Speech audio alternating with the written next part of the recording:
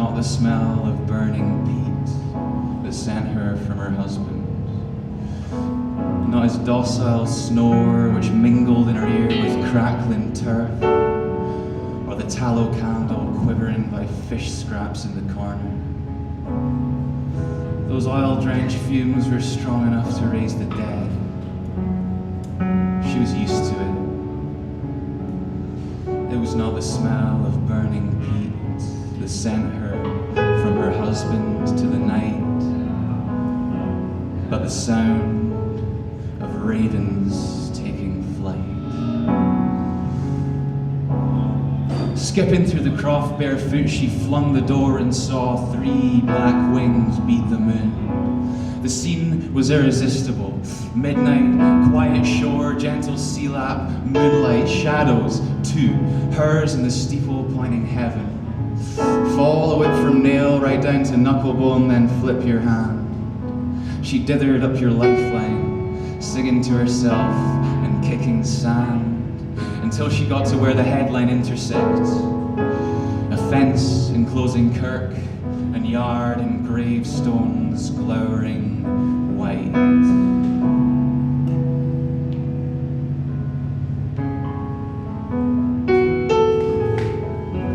As she stared, they brightened to a glare, and the soil around the graves began to bubble. Grass was flung into the air as if by some unseen hand, perhaps the same that compelled her to vault the kirkyard fence and rub her feet in topsoil.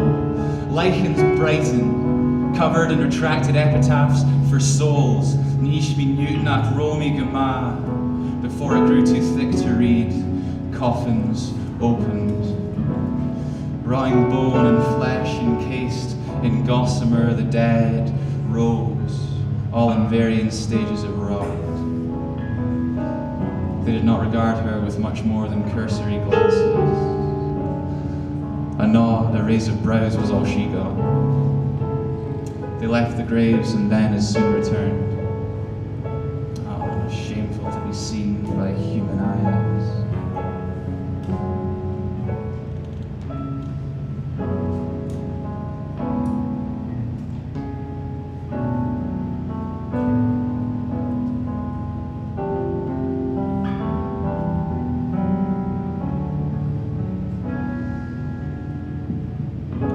They had lived their lives in what seemed to them now like seconds.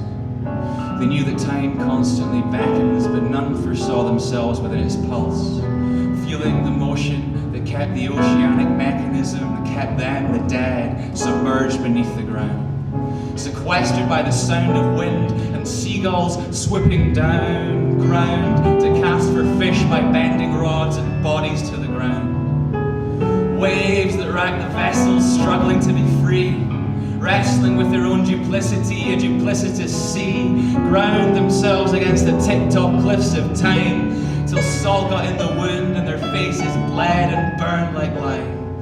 Ground away the eyes, away the lips, till nothing but hollow bone remained. And as the wind whipped through the hollow bone, it made a shushing sound.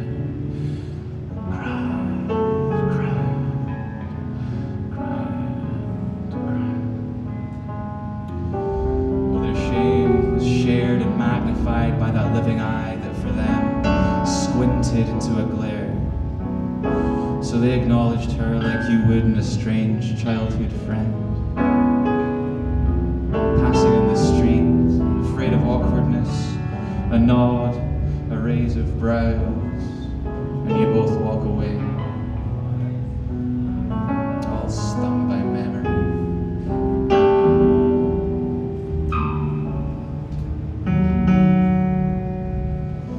They were interred once more, but one grave remained open. She barred it with her stick and waited. A question burned her lips and she bit at it. Refusing her predicament, she did not interrogate her reason for waiting.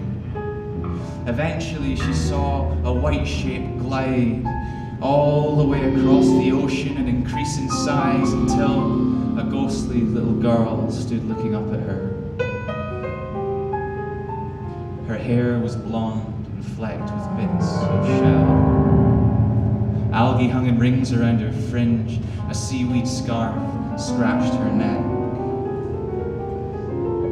She met the gaze of this living woman and stared back with raging eyes of green and said, "You'll want to know my story then, but where do I begin?" The answer was not easy. Why? Why did you come across from the ocean? And she sneered at this. "Peasant, you have no right to know. You might have asked my name." "What is it?" "Sonia, though you're to call me Scala. I was brought here by my hubris and the tide."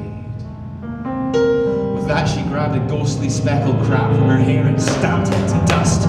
"I am a princess, and you must bow your head to me, and as you bow, let the hairs in the back of your neck stand like the solitaire that greeted me with blowing horns and axes in the air, ready to slice the tongues of other little girls who dared ask me to play. The breasts of nurses who refused their breasts to me, the eyes of peasants who gazed on me like fish, as if I, like them, was from the sea. Sognog Fjordan was the site of my greatest misery and joy. I used to love the beach, and would insist on scouring it for jellyfish, which I would pierce with my stick and fling back to the water, or at my maids, who hid their disapproval behind sand dunes. Oh yes, I was the scourge of fjordland maidens. My sinewy arm would bend and let the fucker fly through air, curve up and land astride my nurse's hair. The bigger, the better, the greater fear.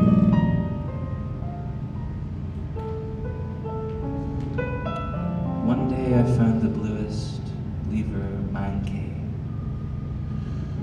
with tendrils wide and buffeted like ribbons by the surf I entered, worth so much and yet so frail. I kicked towards it, stick in hand through freezing water. I began to sink, could hear my new nurse screaming, "Drop your heavy stick, you'll float, the tide will take you in." Yet still I struck out for the floating prize, which turned from blue to purple like a bruise.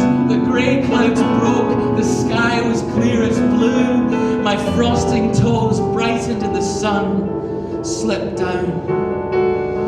My nostrils filled with salt.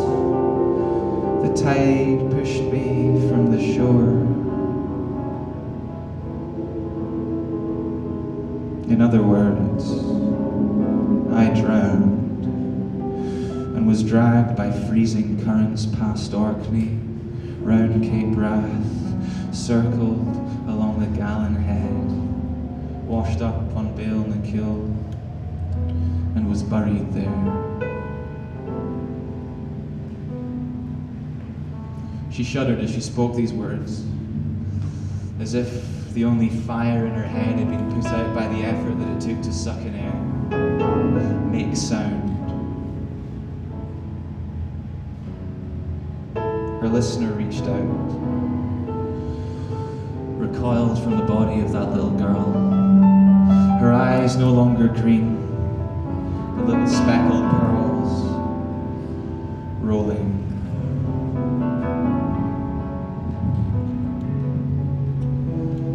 She requested to return beneath the soil.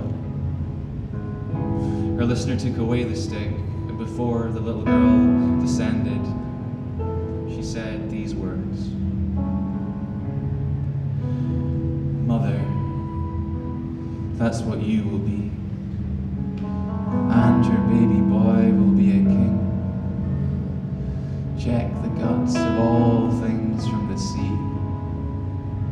In a rainbow trout, you'll find a ring of stone. Hold it to his eye. The future will unfold as in a dream. For he will take the troughs of time and flatten them into a stream, along which he will glide ahead and gleam."